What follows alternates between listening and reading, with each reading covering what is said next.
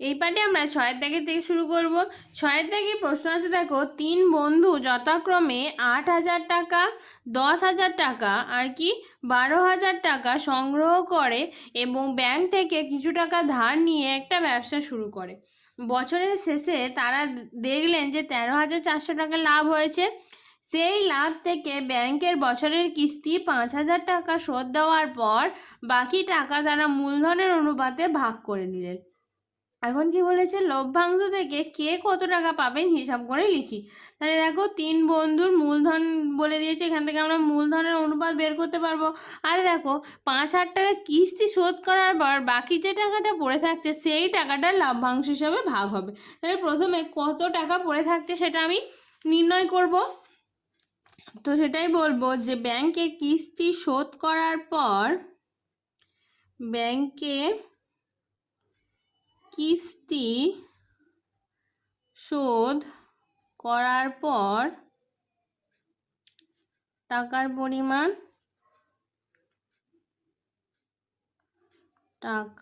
পরিমাণ কত হবে? আমাদের ছিল 13,400 টাকা লাভ হয়েছে, সেখান থেকে 5,000 টাকা শোধ করা হয়েছে, অর্থাৎ কত থাকছে 8,400 টাকা।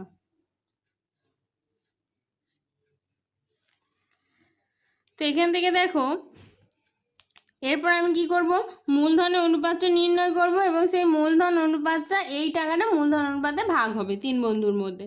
তাহলে এখানে অতএব বলবো 3 বন্ধুর মূলধনের অনুপাত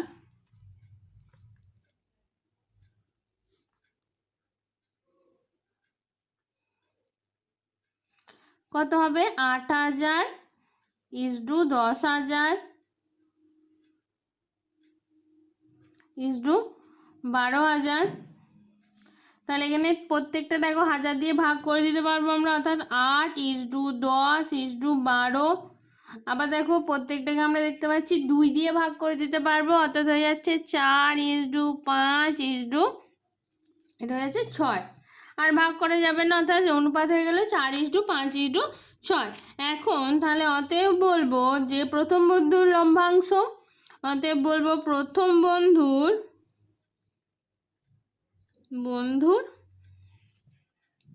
লভ্যাংশ হবে কি অবশিষ্ট টাকাটার ওপর, অর্থাৎ 8,400 ইন্টু প্রথম বন্ধুর অনুপাতে হচ্ছে 4/4 + 5 + 6 টাকা। তাহলে এখান থেকে দেখে পেয়ে যাবো 8,400 ইন্টু 4 এখানে কত হয়ে যাচ্ছে 5 আর 4 9 আর 6 15 টাকা। এরপরে দেখো 3 দিয়ে ভাগ করতে পারবো, 3×5 = 15, এটাকে 3 দিয়ে ভাগ করলে হবে 3×2 = 6, 8×3 = 24, 0 0, এটা হচ্ছে 5। আবার 5 দিয়ে এটাকে ভাগ করতে পারবো, 5 দিয়ে ভাগ করলে হবে 5×5 = 25, 5×6 = 30, 0, 560 ইন্টু 4, এটা হয়ে যাবে 2,240 টাকা। একইভাবে দ্বিতীয় বন্ধু এবং তৃতীয় বন্ধুরা নির্ণয় করে নেব আমরা। তাহলে এখানে বলবো দ্বিতীয় বন্ধুর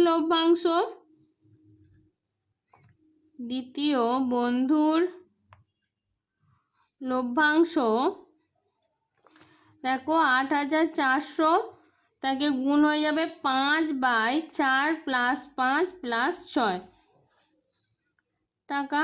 তাহলে এখান থেকে দেখো 8,400 ইন্টু 5/15 টাকা। এখন দেখো 5/15, তাহলে 15 দিয়ে আমি একবারে ভাগ করলে এটা হয়ে যাচ্ছে 560, আর এখানে 560কে 5 দিয়ে গুণ করলে হয়ে যাবে 2300, মানে পেয়ে গেলাম 2300। একইভাবে তৃতীয় বন্ধুর লভ্যাংশ পাবো,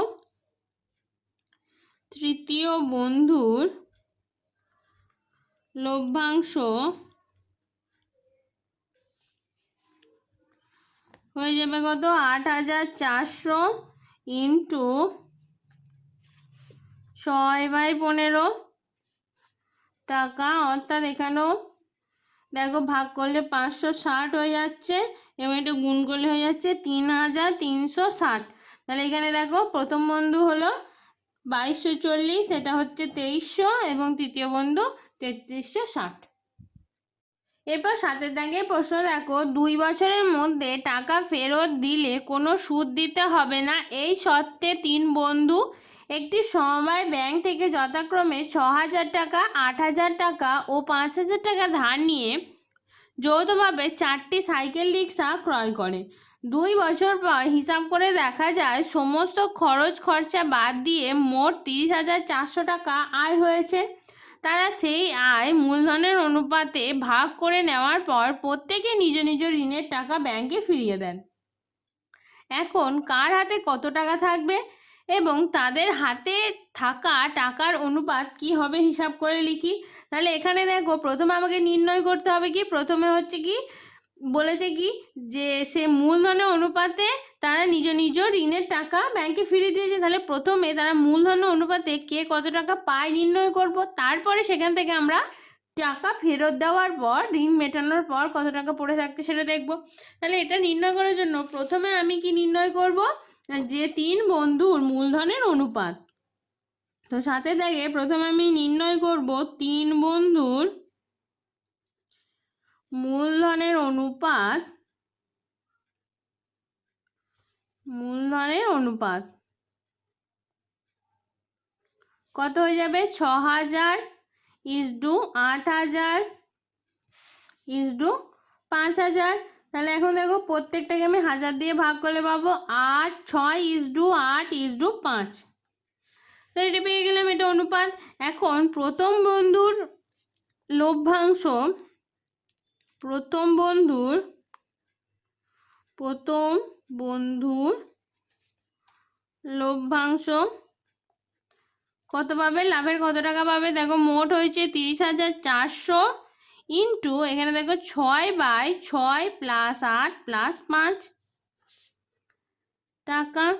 তাহলে দেখো এখান থেকে আমাদের কি হয়ে যাচ্ছে, 30,400 তার সঙ্গে গুণ হয়ে যাচ্ছে 6 বা এটা যোগ করলে হয়ে যাবে 19 টাকা। 19 দিয়ে কাটলে এটা পাবো কি, 19 1 19, এটাকে হচ্ছে 6, অর্থাৎ 1600 হয়ে যাচ্ছে। এখানে 1600কে 6 দিয়ে গুণ করলে 9600 এটা পেয়ে যাচ্ছি আমরা। প্রথম বন্ধুর লভ্যাংশ এত টাকা পেয়ে গেলাম। তাহলে প্রথম বন্ধু এত টাকা পেয়েছে। একইভাবে দ্বিতীয় বন্ধু কত টাকা পাবে নির্ণয় করব। দ্বিতীয় বন্ধুর লভ্যাংশ কত হয়ে যাবে, 30,400 ইন্টু 8/6 প্লাস 8 প্লাস 5 টাকা, অর্থাৎ 30,400 ইন্টু 8/19। এখানে 19 দিয়ে ভাগ করলে যাচ্ছে 1600, অর্থাৎ এখানে 1600কে এখন আমি কি 8 দিয়ে গুণ করব। তো 16কে 8 দিয়ে গুণ করলে আমি পাবো 128,000। এটা পেয়ে যাচ্ছি। একইভাবে তৃতীয় বন্ধুর লভ্যাংশ আমার হয়ে যাচ্ছে 30,400 ছিল মোট লাভ, সেখান থেকে দেখো 5/19 হয়ে যাচ্ছে। এখান থেকে 19 দিয়ে একবারে কাটলে এটা এখানে 1600 পেয়ে যাব। 16 পাচ্ছে 80 আর দুটো শূন্য, অর্থাৎ 8000 টাকা। এটা পেয়ে গেলাম 3টে বন্ধুর লভ্যাংশ। এখন প্রথম বন্ধুর কি নির্ণয় করব, যে ঋণ শোধ করার পর টাকার পরিমাণ। তাহলে এখানে বলবো প্রথম বন্ধুর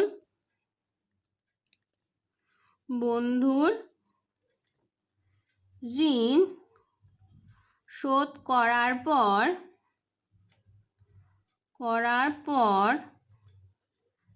টাকার পরিমাণ কত হয়ে যাবে, দেখো কত, 9600 টাকা পেয়েছে।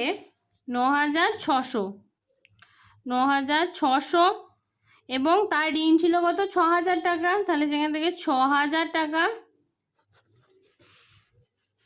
এখানে নিচে করছে এটা 9600 মাইনাস 6000 টাকা, অর্থাৎ কত হয়ে যাচ্ছে 3600 টাকা। 3600 টাকা এটা থাকবে তার হাতে ঋণ শোধ করার পর। এরপরে নির্ণয় করব কি, দ্বিতীয় বন্ধুর। একই রকমভাবে দ্বিতীয় বন্ধুর ঋণ শোধ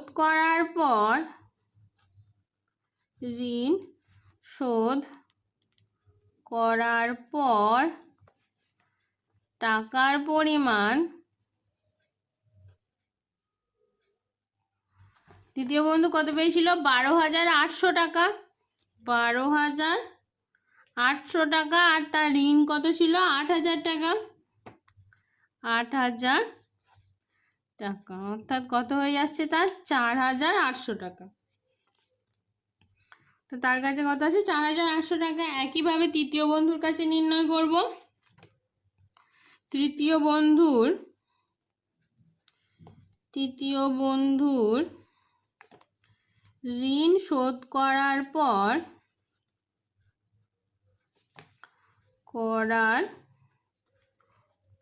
টাকার পরিমাণ কত হয়ে যাবে? তৃতীয় বন্ধুর কাছে ছিল 8,000 টাকা, তার ঋণ ছিল 5,000 টাকা, অর্থাৎ হয়ে যাচ্ছে 3,000 টাকা। তাহলে ঋণ শোধ করার পর কার কাছে কত টাকা আছে আমরা পেয়ে গেলাম? 3600, 4800 আর 3,000। এরপরে দেখো আর কি বলেছে, যে তাদের হাতে টাকার অনুপাত কি হবে সেটাও নির্ণয় করতে হবে। তাহলে এখানে বলবো অতএব তাদের হাতে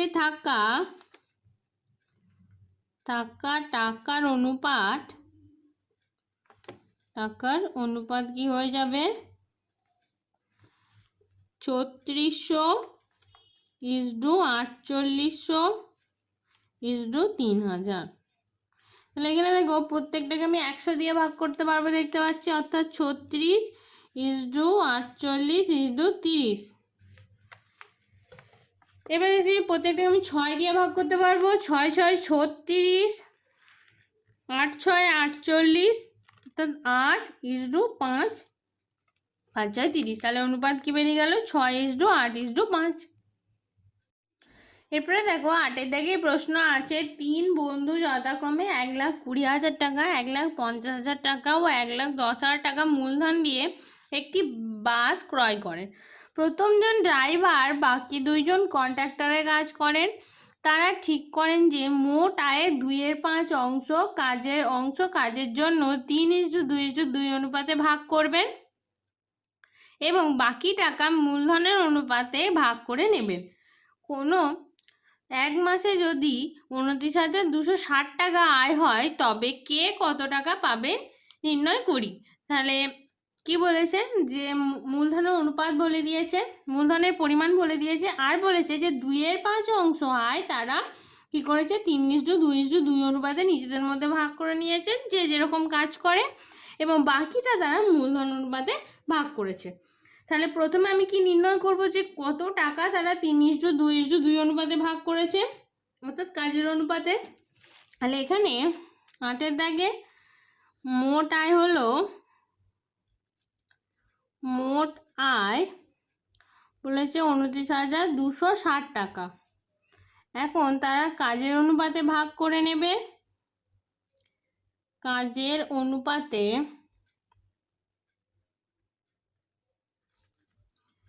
ভাগ করবে কত টাকা? 2/5 অংশ, অর্থাৎ 29,260, তাকে গুণ হয়ে যাবে 2/5 টাকা। তাহলে এটা দেখো প্রথমে আমি 5 দিয়ে ভাগ করতে পারবো, এটাকে 5 দিয়ে ভাগ করলে হয়ে যাবে 5,852।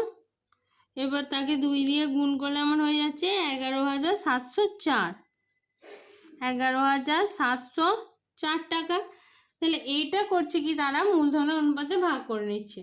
তাহলে প্রথমে কাজের অনুপাতে ভাগ করে নিচ্ছে। তাহলে কাজের অনুপাত এখানে বলে যে 3:2, কাজের অনুপাত আমরা লিখে নিই। কাজের অনুপাত কত? 3:2:2। তাহলে এখানে দেখো বাকি 2জন একই অনুপাতে পাচ্ছে। তাহলে প্রথমে ড্রাইভার কত টাকা পাবে আমি দেখে নেবো। তাহলে ড্রাইভার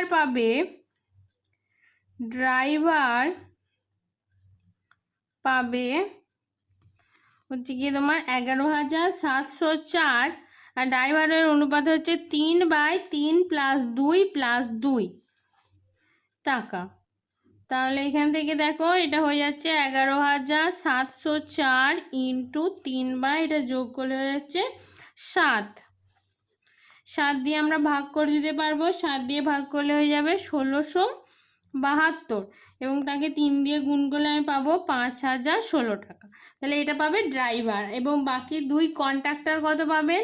তাহলে এখানে বলবো অতএব প্রত্যেক কন্ট্রাক্টর পাবেন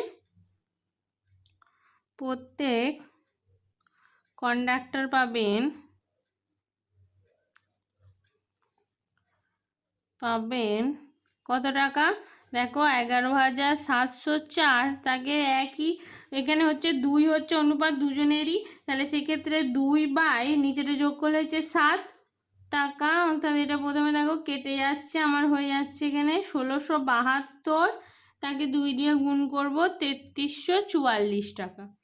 এটা হচ্ছে কি তোমার 2 কন্ডাক্টর পাবে। এরপরে আমরা কি নির্ণয় করব? বাকি কত টাকা পড়ে আছে সেই টাকাটা আবার তারা মূলধনের অনুপাতে ভাগ করেছে। তাহলে এখানে বলবো বাকি টাকা কত হয়ে যাবে? আমাদের ছিল 29,260। এখান থেকে দেখো কাজের অনুপাতে ভাগ হয়েছে 11,704। অর্থাৎ এখান থেকে আমি পেয়ে যাচ্ছি 17,556 টাকা। এইটা হচ্ছে কি তোমার মূলধনের অনুপাতে ভাগ হবে। তার জন্য আমার প্রথম কাজ হলো কি মূলধনের অনুপাতটা নির্ণয় করা। অতএব বলবো 3 জনের মূলধনের অনুপাত, 3 বন্ধু এখানে, অর্থাৎ 3 বন্ধুর মূলধনের অনুপাত,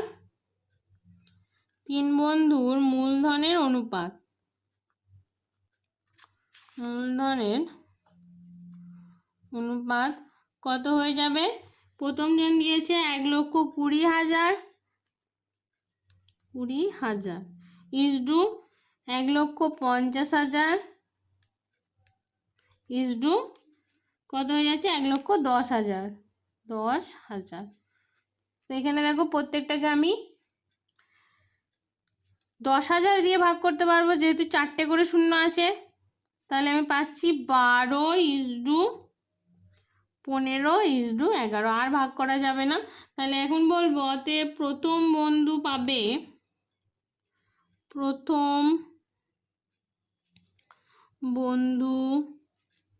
পাবে কত টাকা?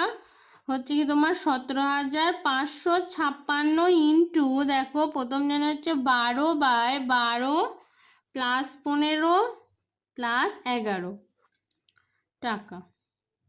অর্থাৎ হয়ে যাচ্ছে 17,556 ইন্টু 12, বাইরে যোগ করলে আমি পেয়ে যাবো 38। প্রথমে দেখো আমি 19 দিয়ে ভাগ করলে এটাকে পেয়ে হয়ে যাচ্ছে 2, আর এটা ভাগ করলে আমার হয়ে যাচ্ছে 924। আবার দেখো 2 দিয়ে ভাগ করে দিতে পারবো, পাবো কত? 462।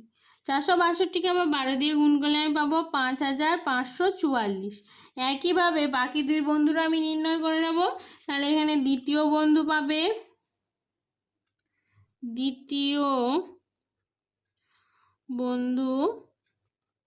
পাবে কত হয়ে যাবে? দেখো দ্বিতীয় বন্ধুর ক্ষেত্রেও মোট হচ্ছে কি 17,556 ইন্টু 12/38 হয়ে যাবে। সরি 12 না, এখানে হচ্ছে দ্বিতীয় বন্ধুর ক্ষেত্রে 15, তাই 15/38 যোগ করলে, তো এখান থেকে 38 দিয়ে একবারে গাড়লে আমি পেয়ে যাব 462। আর 462কে 15 দিয়ে গুণ করলে আমি পাবো 6,930। এটা পেয়ে যাচ্ছি। একইভাবে তৃতীয় বন্ধু